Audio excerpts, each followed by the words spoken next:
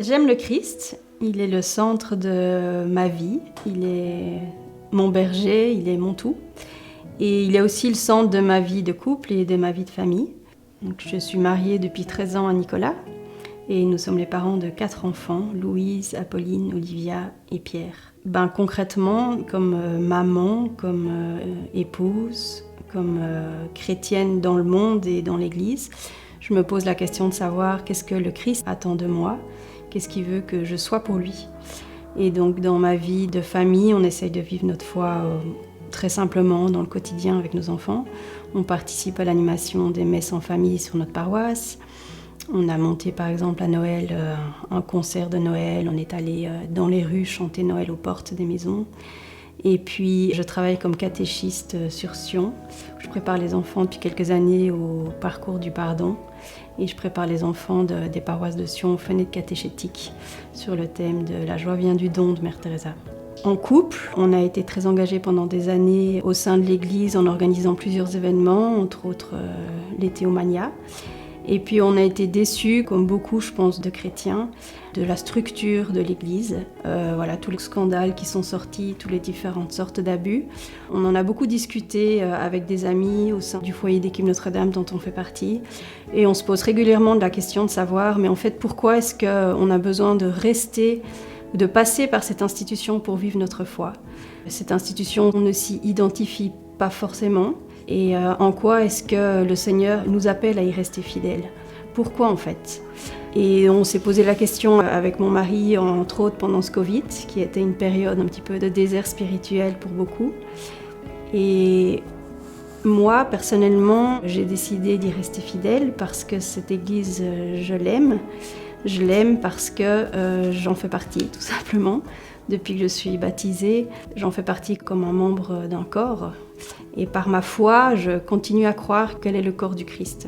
Je vois l'Église surtout comme un peuple qui suit son berger, qui est Jésus. Et ce peuple, je l'aime. Et j'ai besoin de ce peuple pour continuer à avancer dans notre mission commune qui est d'annoncer l'Évangile, en fait. Et de suivre le Christ pour arriver sur l'autre rive. Et nous aider les uns les autres à garder la joie de l'Évangile et à avoir envie de témoigner de cette joie au cœur du monde.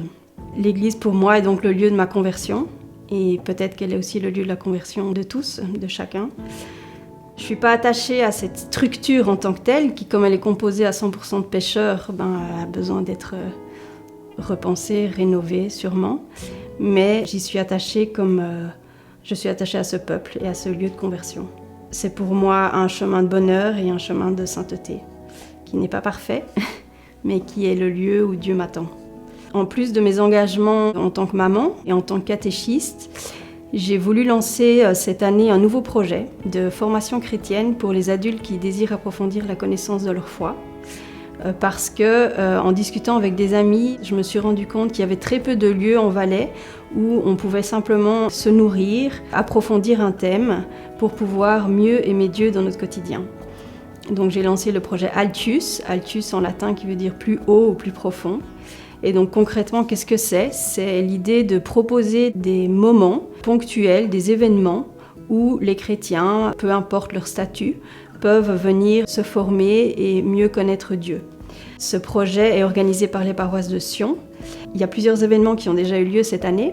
Il y a eu une conférence sur le thème de la sainteté de l'Église, il y a eu 3 matinées d'approfondissement du contenu du credo, il y a un parcours alpha qui vient de se terminer, et puis il y a bientôt une autre conférence sur le thème de la synodalité, et il y aura 3 matinées de formation au printemps sur le contenu des 10 commandements, comment vivre les 10 commandements dans le monde d'aujourd'hui.